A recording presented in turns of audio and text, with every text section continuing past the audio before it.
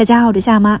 今天逛了10斤的麻辣香肠，我个人比较喜欢吃的口味，就赶早去买了哈。这一盆里面其实是没有10斤的，只有5斤，上面都是新鲜的肉。我们昨天不是还剩一点酱汁嘛，我就买了2块猪肝，因为昨天我订了那个猪耳朵，人家没有，那就买了1块这种，就是猪颈肉吧，放到这个酱汁里面去泡一泡，就和那个酱油肉是一样的。猪肝也可以，酱猪肝也很好吃哦。或者是你用这个酱汁去腌鱼啊、腌鸡腿也都可以。现在是早上嘛，让它泡着1个上午应该也差不多了。我把那个香肠灌好了以后，就一起去给它晾晒风干。这里的肉是不是漂亮？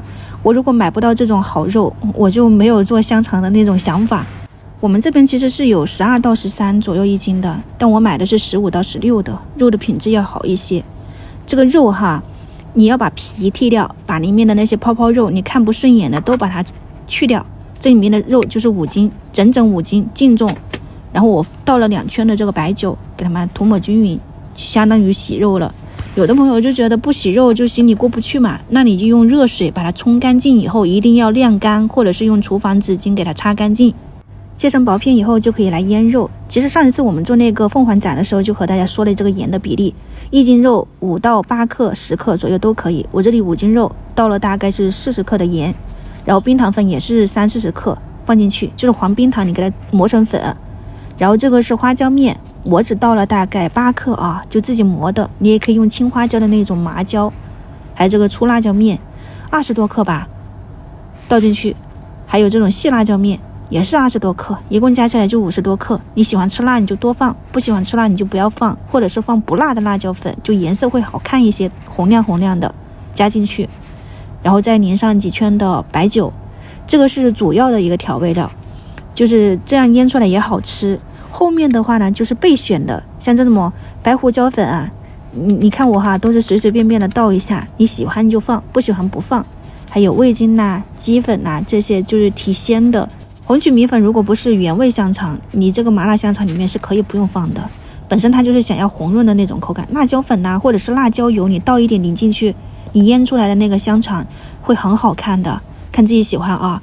接下来就是把这些调料给它们抓捏均匀，多抓一会儿，我抓了有5到8分钟，多揉搓，让这个肉产生一种粘性。你这样灌出来紧实的同时它也不会散开，就多抓一抓，给它腌个把钟啊，或者是半个小时左右。趁这个时间我们来处理一下猪肠衣。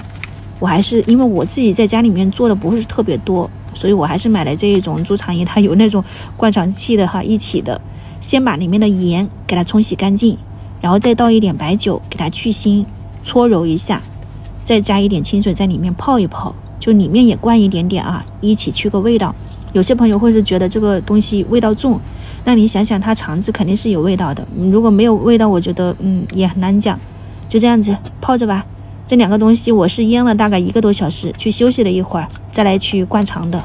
我个人的一个承受能力就是一次灌个5斤到10斤还可以，但如果再多20斤30斤，我觉得手会累，切肉比较麻烦。